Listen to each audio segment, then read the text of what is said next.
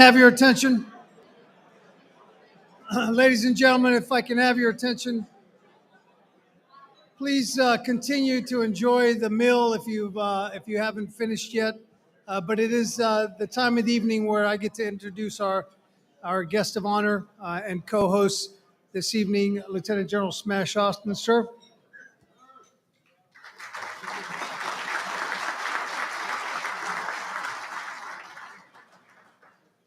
All right. Well, General Shirota, you did not tell me. I mean, this is an amazing collection of talent here. It feels like a family reunion in many ways. Kirk, I didn't recognize you, but you're still part of the family. But you did not tell me that I was going to be speaking in front of the chaplain of the Marine Corps. So, chaplain, go easy on me. I'll wait for the debrief. Please take good notes. But these guys are professional public speakers. I've heard them speak, and it's humbling to be here. Well, welcome all. And thank you for joining us tonight.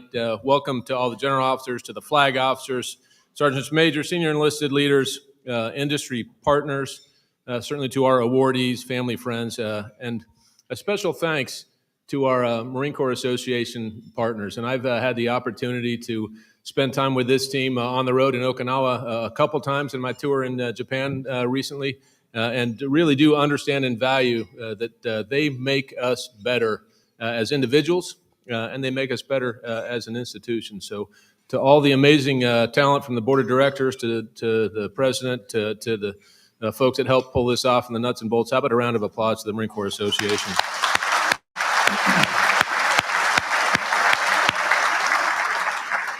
And then other folks that certainly are worthy of applause, the Color Guard from Marine Barracks, Washington, the band from here at Quantico, and then a special thanks to the Clubs at Quantico for their amazing support. The team never disappoints.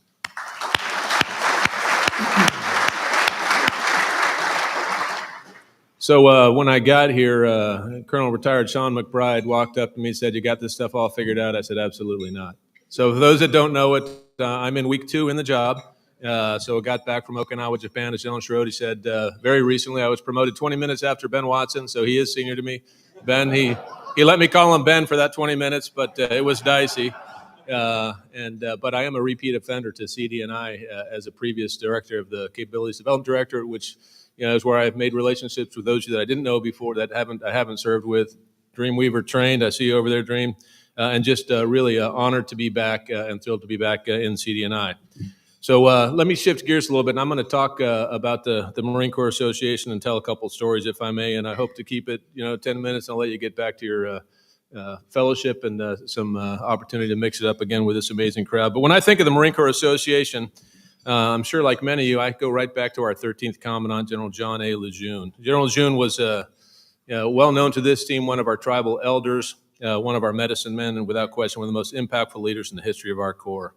And the intersection between General Lejeune and the Marine Corps Association is clear, and it was actually spelled out nicely by our friend Tim Mundy. Everyone, heard his voice. You knew who that was, right, in the video? Yeah, Tim Mundy. But he was on the board on the executive committee that founded the Marine Corps Association. He was instrumental in the founding of the Marine Corps Gazette as a forum for communication and professional discourse. He was a great communicator, but he didn't have the benefit of social media. So what did he do? He talked often via white letters, and then he used the Marine Corps Gazette as an opportunity to communicate with his Marines at the time. He spoke directly to them. I want to digress briefly. When I think about General Lejeune, there's one story I like to tell. So would you bear with me if I tell a quick story about him? I think you know where I'm going here, General Shirota. It's kind of a powerful story. And General Lejeune was a humble man by my accord. There's not a lot written about him, so I would encourage you to try to find things written about him. But there's a story that I stumbled into that I really like, and it has to do with his commissioning. So he graduated from the Naval Academy in 1888, and at that time you weren't commissioned until you did a 2-year midshipman cruise. He went on his midshipman cruise on a ship called the USS Vandalia out of the West Coast, went sailed all around the Western Pacific. There's a lot more to talk about there. I won't. But the story is really about a first lieutenant named Sutton, a sergeant, and 4 Marines that ran a gun crew that he was assigned to work with during that 2-year midshipman cruise. He comes back to the Naval Academy and is ready to get his commission, and tells the folks at the Naval Academy he is dying to be. He feels the calling to be a United States Marine. And guess what they said? They said, "Your grades are too good. Congratulations. You're going to be a Navy engineering officer. So General Lejeune at that point petitioned his congressman, and the two of them walked down, no kidding, to the Secretary of the Navy's office and talking into letting him serve as United States Marine. 40-year career later, one of the most impactful leaders in the history of our Corps. The question I have for all of us that kind of makes me, my spine shivers, I wonder if Lieutenant Sutton, that sergeant, those four Marines have ever had any impact that they changed the future of the Marine Corps, and they may well have changed the future of our nation by the way they treated and their leadership and their fellowship in that 2-year cruise. So I offer that for some thought. All right. I think it's fascinating. He went on to serve a 40-year career. As I stated, he commanded Marine Corps Base Quantico, and when he was in command as a Brigadier General of Marine Corps Base Quantico, he was handpicked by General Pershing, Blackjack Pershing. It's all about relationships, right? They had served together in the Philippines. And he knew who General Lejeune was. He pulled him up to command the 64th Brigade, U.S. Army in combat, went on to command the 4th Marine Brigade, promoted to Major General, and then as many of us know, he went on to command the Army the U.S. Army's 2nd Division, World War II in France, in combat for over a year. He was joint before joint was cool, before joint was a thing. Following the armistice, he comes back to Quantico and commands Quantico for a short time. He is the first resident of Quarters 1, where Ben Watson is moving here next Monday, Ben. Rumor has it he's one of many ghosts in Quarters 1, so please tell him I always said hello and thank you when you see him here next week, Ben. But he was then promoted and became our 13th Commandant, as we all know. Another story. In his memoirs, Reminiscence of a Marine, he talks about the fact that when he first became the Commandant of the Marine Corps, for about the first month or so, the Commandant's house was under construction. And he then reflected, I was looking over here at former INL to see if he twitched when I said that, but in his memoirs, he complained about the commute from Quantico to D.C. Some things are timeless. They never change, right? So I thought that that was fascinating as well. He was the original Lejeune-style leader. What an amazing title and accolade. I mean, every one of us understands what you mean when you say Lejeune-style leader. You mean the gold standard in Marine Corps leadership, and it's named after him. As Commandant, though, let's come down to the combat development dinner. He focused on modernization in the interwar period. He didn't focus on fighting World War I again. He understood that the character of warfare had changed and there was a need for the Marine Corps to change. And he did it aggressively. He focused on the Pacific. He focused on new concepts. And there's much more to unpack about this, but I'm going to leave you hungry to learn more about him. That said, I think he'd be proud of us today. You see, General Lejeune had to modernize, like I said, emerging threat, changing character of warfare. Sounds familiar, right? A Pacific focus. So guess what, team? We've done this before, and we're doing it again, and we can do this. Much like what our combat development enterprise is doing today. The character of warfare is changing. He knew it today. The character of warfare continues to change. We know it. Our task, and when I say our task, I'm talking to what I'm going to call tonight the combat development enterprise. And to me, the combat development enterprise means Marines, sailors, civilians, and government employee. It means industry partners. It means everyone that touches our combat development process in any way.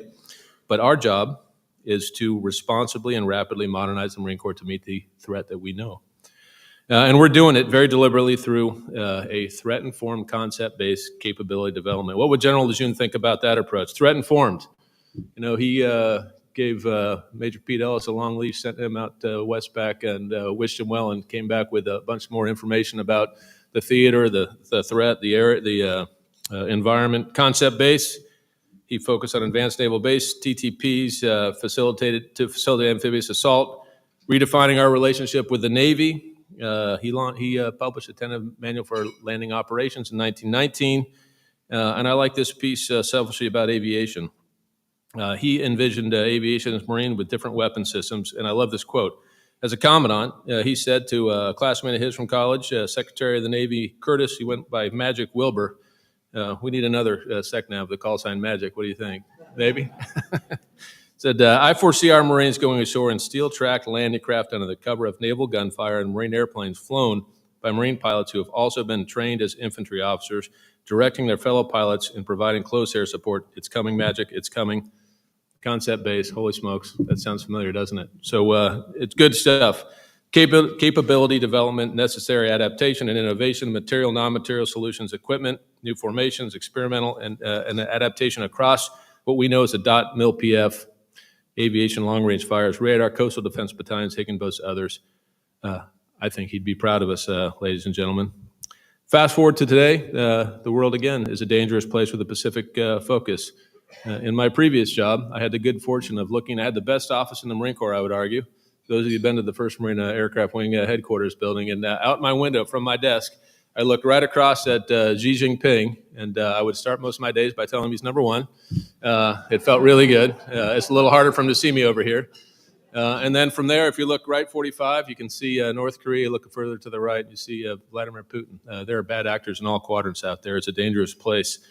And today, as we stand here, 22,000 plus or minus, probably plus Marines and sailors are operating west of the international date line. They're deterring our adversaries, nefarious actors, assuring allies and partners, exercising, campaigning, fixing, fighting, and they're concurrently modernizing concepts, formations in the face of a real and compelling threat. Most importantly, they stand ready to respond to crisis or conflict. Just last February, we got a call after hours on Friday that said that the government of the Philippines was looking for some humanitarian assistance, disaster relief in the wake of some mudslides. By Sunday afternoon, we had Marines from Marine Wing Support Squadron 172, heavy equipment, and 2 KC-130s down there saving lives, making a difference. That's the world that they live in. Second Thomas Shoals, time now. Boy, miscalculation could happen pretty fast there. So again, the world is a dangerous place, ladies and gentlemen. The Chinese coercion is all over that theater. Then there's Russia, Ukraine, Israel, Hamas, Iran. Again, one more time, the world's a dangerous place. Our 3MEF teammates, our FMF teammates across the Marine Corps demonstrate, experiment, learn, iterate, and improve with F-35s, V-22s, KC-130s, MQ-9s, with exotic payloads, MUX Mail, Marine Littoral Regiments, MEF Information Group, new formations, and exquisite capabilities. Closing joint kill chains, they're enabling and embracing concepts, wringing them out, providing feedback, iterating, and improving. This is hard work. It's rewarding work. And our job to the Combat Development Enterprise is to lock arms with them and with others across our force to equip them with material, non-material solutions that have merit as rapidly as we can. And this is righteous work. This is hard work. I digress. Let me go back to General Lejeune briefly. We have a lot in common with him. I'm sure he's proud of us, and I'm 100% confident that General Lejeune would concur that our most consequential activity, the highest payoff, the most vital investment we make in order to modernize our beloved Corps is unmistakably the investment we make in our people. Our approaches to recruiting, retention, talent management, Lejeune-style leadership, training and education are well-founded and resemble many of the great changes that he made when he was a Commandant of the Marine Corps, and they are clearly central to our future success. So tonight is an investment in our people.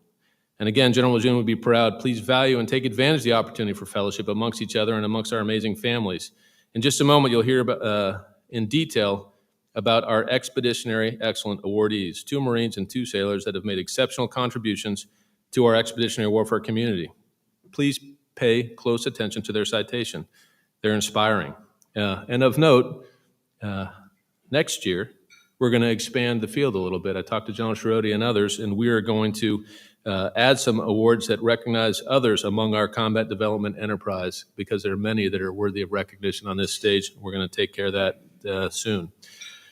But before I go, the next thing I'd like to say is, in the spirit of tonight being the Combat Development Dinner, which to me is just a chance to celebrate the amazing work our Combat Development Enterprise has done and is doing, I just want to look around this room and say thank you very much. Thank you for the role you play in our journey to responsibly and rapidly modernize. Thank you to the Marines, sailors, civilians, industry partners, and thank you to the families that set conditions and enable us to do this righteous work, ladies and gentlemen. A round of applause.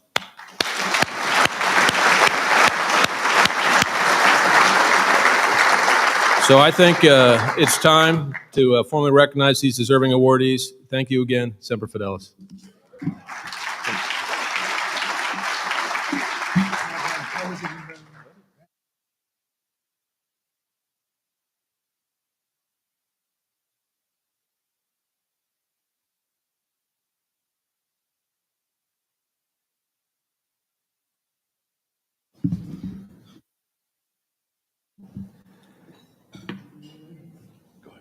Good evening, ladies and gentlemen, and welcome to the 2023 Combat Development Dinner to celebrate Naval Expeditionary Warfare Excellence. Please join me with a round of applause for the tireless efforts of the Marine Corps Association team, as well as the club staff that have made tonight's event possible.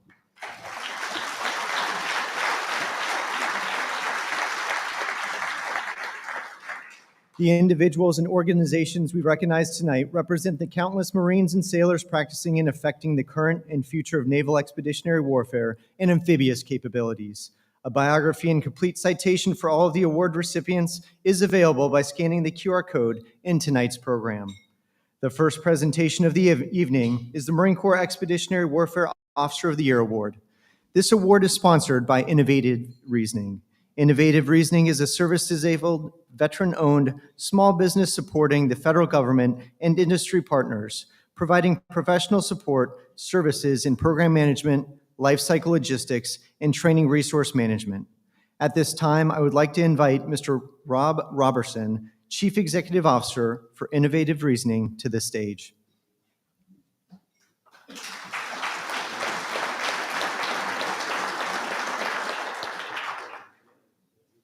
The Marine Corps Expeditionary Warfare Officer of the Year is awarded to Captain Joshua Rothfield for his actions while attached to the 7th Engineering Support Battalion. Through innovative concepts, leadership, and teamwork while serving as Commander, Marine Corps Engineer Detachment Palau 23.2 from February to December 2023, Captain Rothfield led operations at the Peleliu Airfield, Republic of Palau, that safely cleared over 50 acres and removed 85,000 cubic yards of green waste, and also enabled the identification and removal of 97 unexploded ordnance items. Captain Rothfield exceeded expectations at every level and demonstrated an ability to further advance U.S. national interests in accordance with U.S. Indo-Pacific strategy, further solidifying his status as an exceptional leader. Ladies and gentlemen, a round of applause for Captain Rothfield.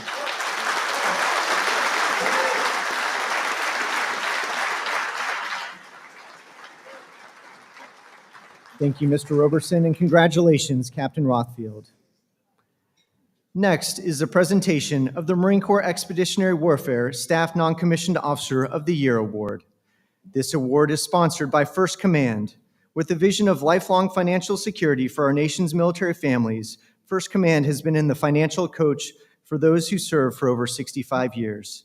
At this time, I would like to invite the 18th Sergeant Major of the Marine Corps, Sergeant Major Ron Green, retired, to the stage.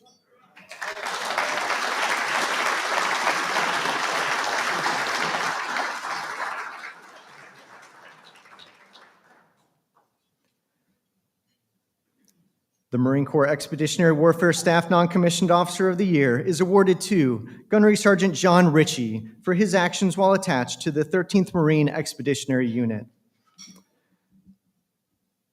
Through superior leadership as the 13th MU Aviation Ground Support Detachment Chief, Gunnery Sergeant Ritchie's leadership led to successful execution of advanced distributed, multi-node, forward arming and refueling point operations, aerial insert methodologies, along with low signature and high capacity aviation ground support sites, supporting over 500 flight hours and 215 sorties. Gunnery Sergeant Ritchie's detachment serviced over 770,000 pounds of aviation fuel while coordinating host nation emergency services to ensure incident-free operations. Ladies and gentlemen, a round of applause for Gunnery Sergeant Ritchie.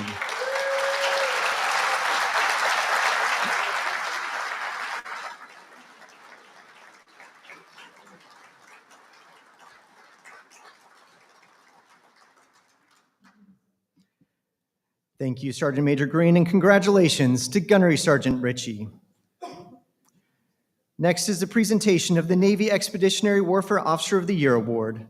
This award is sponsored by Huntington Ingalls Industry. HII is a global defense provider that builds the world's most powerful ships, including the America-class LHA and San Antonio-class LPD amphibious warfare ships for the Navy and Marine Corps team. HII's all-domain solutions create the advantage for our armed forces to secure peace and protect freedom around the world. At this time, I would like to invite Rear Admiral James Lobeline, United States Navy retired, to the stage.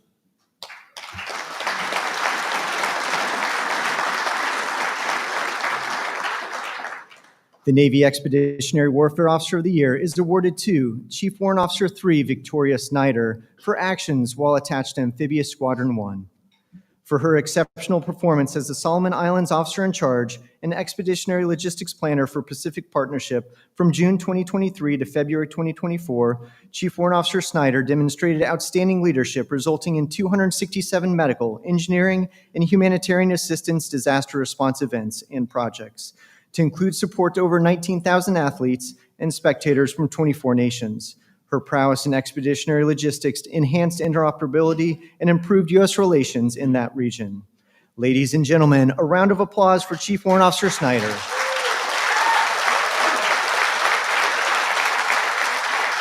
Thank you, Rear Admiral Loveline, and congratulations to Chief Warrant Officer Snyder. The final presentation of the evening is the Navy Expeditionary Warfare Enlisted Sailor of the Year Award.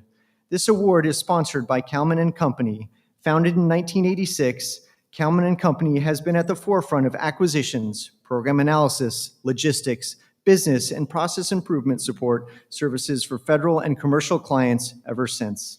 At this time, I would like to invite Mr. Charlie Janney of Calman and Company to the stage.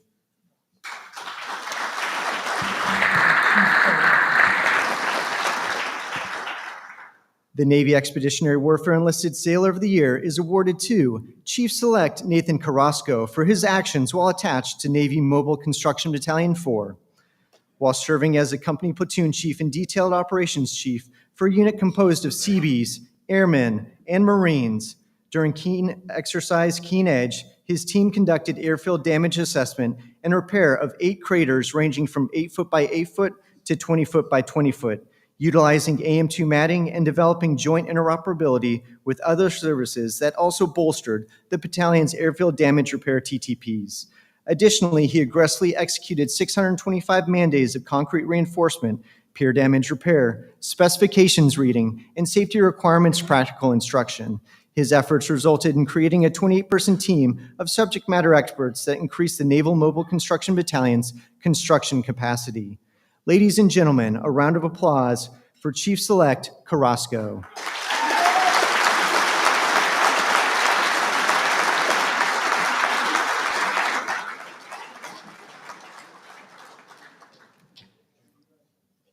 Thank you, Mr. Janney, and congratulations to Chief Select Carrasco. At this time, will all award recipients please return to the stage for a final round of applause and formal group photo.